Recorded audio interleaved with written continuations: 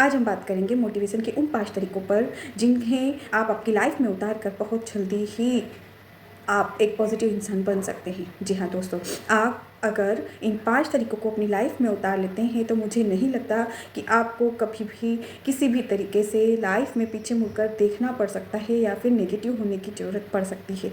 जी हाँ, उसमें सबसे पहला जो हमारा पॉइंट है कि आप खुद से बहुत ही कम उम्मीदें रखिए। कई बार हम अपने आप से इतनी बड़ी उम्मीदें रख लेते हैं या फिर अपने आप को इतना बड़ा टारगेट दे देते हैं जो वो पूरा नहीं हो पाता, तो हम कहीं ना कहीं खुद को डिमोटिवेट कर लेते हैं या दुखी कर लेते हैं कि अरे यार मैं ऐसा क्यों नहीं कर सका। और इसी चीज़ के लिए मैं आपके पेरेंट्स को या फिर मैं उन बच्चों के पेरेंट्स को कहना चाहूँगी जो अपने बच्चों पर बहुत ज़्यादा प्रेशर डालते हैं कि 99% लाने हैं या 100% लाना है।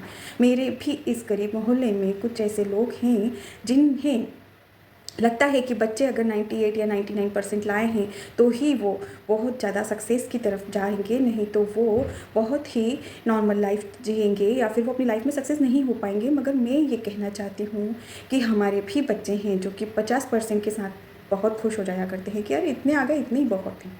जी हाँ दोस्तों, वो बच्चे उतने में ही खुश हो जाते हैं और हम उनकी खुशी देखकर खुश हो लिया करते हैं कि अगर बच्चा खुश होना सीख जाएगा, उसकी लाइफ में अगर वो पॉजिटिव रहना सीख जाएगा तो आई थिंक कि वो अपनी लाइफ में सक्सेस भी बहुत अच्छे तरीके से पा सकता है। आजकल पेरेंट्स का बहुत ज़्यादा प्रेशर होता है बच्चों के ऊपर कि नहीं तुम्हें 99% लाने हैं। कई बार बच्चों के साथ साथ माता पिता भी 10th और 12th कर लिया करते हैं, क्योंकि कहीं ना कहीं बच्चे स्कूल से आए उसके बाद में माता जी पीछे पड़ जाती हैं और उनके साथ बैठ के और तैयारी करवाती हैं। फिर पिताजी ऑफिस से आते ही लग जाते हैं कि चलो आगे का पढ़ना है, अब कंप्लीट करो। आप लोग ये सोचिए कि जब आप इतना ज़्यादा प्रेशर डालेंगे और बच्चा अगर 98.9% ले भी आया तो बचा हुआ जो 1% है, आप कहीं ना कहीं उस चीज़ के लिए दुखी होंगे कि वो 1% कहाँ मिस हो गया। हमने तो पूरी तैयारी करवाई थी। और बच्चा भी उस चीज़ के चक्कर में दुखी होगा। और कई बार पेरेंट्स को हमने देखा है कि जो बच्चे हैं वो हम लोगों के पास आकर बताते हैं कि मैम मैं अपने पेरेंट्स से नफ़रत करता हूँ। आप सोचिए, बच्चा हमें ये आकर जब बताता है तो हम कितना ज़्यादा संकोचित या फिर सोचने में पड़ जाते हैं कि बच्चा पेरेंट्स से नफ़रत करता है। जब उससे कारण पूछा जाता है तो बच्चा कारण बताता है कि मैं ये सब्जेक्ट नहीं लेना चाहता था, मैं इस फील्ड में नहीं जाना चाहता था, ये मेरी फील्ड ही नहीं थी, मगर मेरे पेरेंट्स ने मुझ पर दबाव बनाकर मुझे ये फील्ड दिलवाई और मैं अब नहीं कर पा रहा हूँ तो मुझ पर ये प्रेशर डाला जा रहा है कि तुम क्यों नहीं कर रहे हो, तुम्हें ये करना होगा। आप मुझे ये बताइए कि इतनी ज़्यादा उम्मीद और इतना ज़्यादा प्रेशर जब वो बच्चा झेलेगा तो अगर वो IAS या IPS में सिलेक्ट हो भी गया, उसे जॉब मिल भी गई, तो मैं आपको बहुत से ऐसे केस बता सकती हूँ कि जिसमें IAS और IPS बनने के बाद भी लोग आत्महत्या कर लिया करते हैं। तो क्यों इतना ज़्यादा आप अपने बच्चों पर प्रेशर डालते हैं? आप अपने बच्चों को खुश रहना सिखाइए, आप उन्हें वो संस्कार दीजिए जिससे कि वो आपके लिए बुढ़ापे में सहारा बन सके, वो आपको उस टाइम पे समझ सके जब आपको उसकी ज़रूरत हो। अगर बच्चा आज ही आपसे नफ़रत करने लगेगा तो आप मुझे बताइए कि वो बुढ़ापे में किस तरीके से आपकी सेवा करेगा और किस तरीके से आपका ख्याल रखेगा। इस बारे में हर पेरेंट्स को एक बार ज़रूर सोचना चाहिए। दूसरा पॉइंट जो है कि आप अपने आसपास 3 से 4 लोग आप अपने आसपास 3 से 4 लोग एक पॉजिटिव वेव वाले रखिए, या फिर ये कह सकते हैं कि कुछ ऐसे दोस्त पालिए जो आपके लिए सोचते हों, जो आपके साथ हमेशा वक्त बिताते हों। ऐसे दोस्त आप रखिए, क्योंकि कई बार ऐसा होता है कि जो दो दोस्त बहुत ज़्यादा खास हैं उनमें भी कंपटीशन रहती है, क्योंकि एक मानव शरीर है या फिर मानव मस्तिष्क है जिसे किसी से भी जलन हो जाया करती है। जब आप किसी कॉम्पिटिटिव एग्ज़ाम की तैयारी करेंगे तो आप अपने दोस्त से एक बार पूछना कि अगर मेरा सिलेक्शन हो गया और तेरा नहीं हुआ तो क्या तुम मुझसे जलेगा?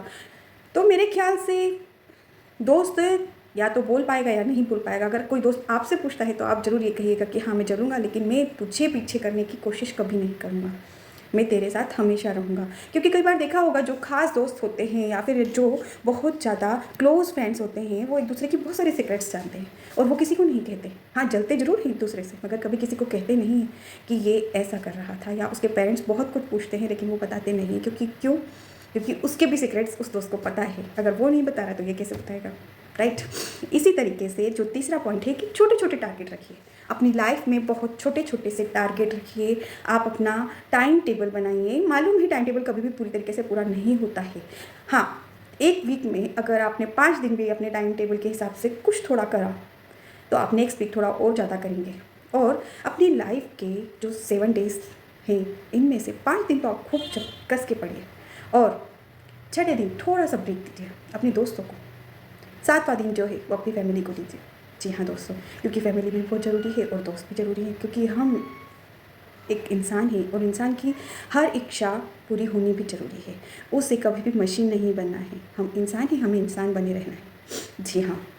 और 4th पॉइंट आता है कि हम कई बार अपनी ही दुनिया में इतने ज़्यादा खो जाते हैं कि हमारे अंदर जो भावनाएं हैं वो ख़त्म हो जाया करती हैं। उन भावनाओं को जीवित रखिए। जब आप इन 7 दिनों में से 5 दिन तो आपने खूब पढ़ा, 6ठा दिन आपने अपने दोस्तों को दिया और 7वां दिन आपने अपने परिवार को दिया।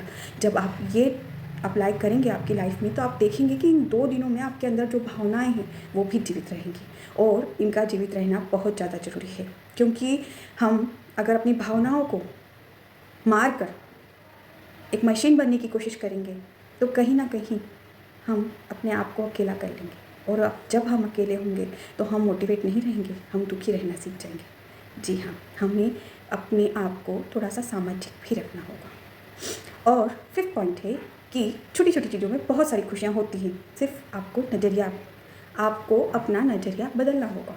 अगर आपने लाइफ में छोटी छोटी चीज़ों से खुशियाँ ढूंढना चालू कर दी तो आप देखेंगे कि आप बहुत ज़्यादा पॉजिटिविटी की तरफ जा रहे हैं और आप एक अच्छे और पॉजिटिव व्यक्ति बन चुके हैं।